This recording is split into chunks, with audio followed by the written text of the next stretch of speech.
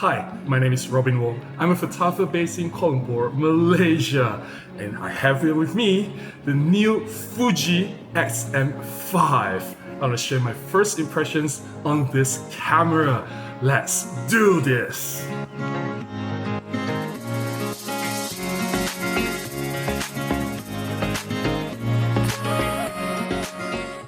Before we dive in, here are some important disclaimers. I'm not connected or affiliated to Fuji Malaysia. This is not my camera.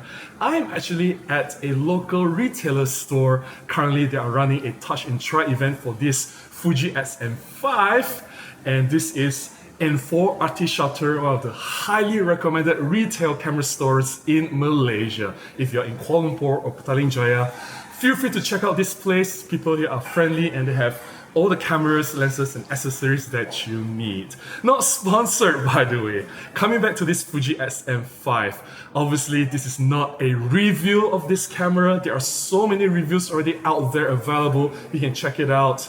I don't have time to shoot with this camera extensively. This is just a demo unit here. So I'll be playing with it for a while, and I want to share my first impression, what I like and dislike about this Fuji X-M5. Let's start with what I like about this Fuji X-M5. Number one, I love the retro vintage look, the rangefinder design, the flat top. The camera looks minimalist, it is very sleek, and it's in all black. It looks like the camera that I would love to pick out, go out and shoot more. Reason number two, I love that this camera is made to be really small, really compact and lightweight. The camera itself weighs only 355 grams, and the size of the camera is almost like I'm using a small Micro Four Thirds setup. In fact, it's about the same size as the popular Olympus Pen series or the Pen Lite series, and this here you can see directly I'm comparing it next to my Olympus EPL7. It is about the same size, and having a small camera is good for a camera that you can carry with you everywhere you go to, and you know the best camera is the camera that you have with you at all times. Reason number three, after playing around with this camera for a while, I really love the controls layout on the camera. It makes sense. I love that all the important settings, dials, and controls, the buttons are placed together at the top right corner of the camera. We have the mode dial, we have the power button and shutter button, we have the record button, and the two command dials that you can adjust the important settings of the camera, whether it's shutter speed, aperture, ISO, everything within the reach of the two fingers at the top of the camera. I feel that this is practical, it's very efficient.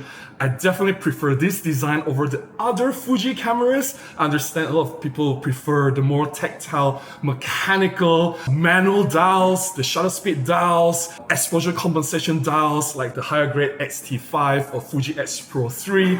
But I personally prefer a more minimalist, straight to the point, easier to use, more effective layout like this one in X-M5. Oh, and of course, there is that film simulation dial that everyone is talking about. For me, I couldn't care less about it. I don't care about any film look or simulation in my images. I prefer my images to have natural, pleasing, realistic looking colors. Reason number four why I love this X-M5 is that it actually uses flagship level internals. The image sensor is flagship level. It's the 26 megapixels X-Trans sensor found in the previous flagship like the X Pro 3, and that is a capable image sensor. It has been proven. A lot of people said it produces excellent image quality. I can't testify to that. I don't have a Fuji camera, and obviously I haven't shot with the X-M5 extensively to verify that. But for an entry-level camera, a sub $1,000 camera, to have a flagship level image sensor, that is pretty amazing. Reason number five why I like this X-M5 is the autofocus capabilities. The autofocus system, the algorithm is actually similar to higher grade cameras from Fuji. It is the same as found in the X-T5 and the X-T50. It features subject detection, AI smart tracking, I personally have not tested it effectively. I understand that if you follow the forums or discussion online on the ST5, ST50's autofocus, there are some issues there and here. I'm not going to dive into that, but having an entry-level camera that uses higher grade and latest autofocus technology, the best that they can offer, for that I'm truly impressed.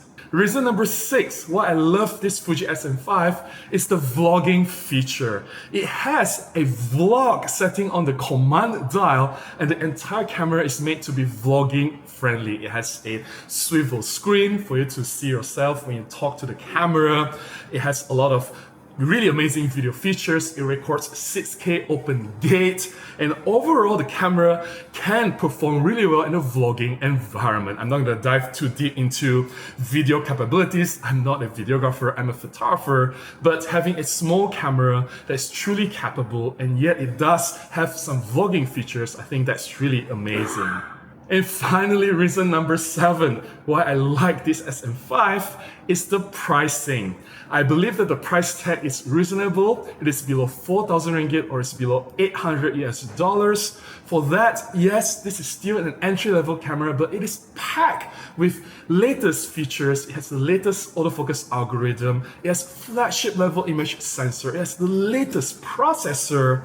And I believe it's a capable small camera. It's a mini powerhouse. And I believe that the price tag is justified for what it is. The 2 things that I dislike about this SM5, number 1, I think you guys can see this coming already. No image stabilization built into the camera. I believe that image stabilization can really bring a lot of benefits, not just for video, but for stills shooting as well. Especially for a camera like this, which Fuji is designing this, aiming it for vlogging crowd. Moving this camera around, nothing beats a true powerful image stabilization. It will keep your video steady, the footage not so shaky. That will create definitely a lot more benefits. And of course, for stills shooting, it boosts the confidence of you in nailing the shot. I just think that if, say, Olympus can put 3-axis image stabilization, which is quite a powerful one, into this old EPL7 from more than 10 years ago, and they're about the same size, right? I'm sure they can port over some sort of image stabilization onto this SM5 before. That will be great. Number 2, the thing that I don't like about the SM5 is the handling.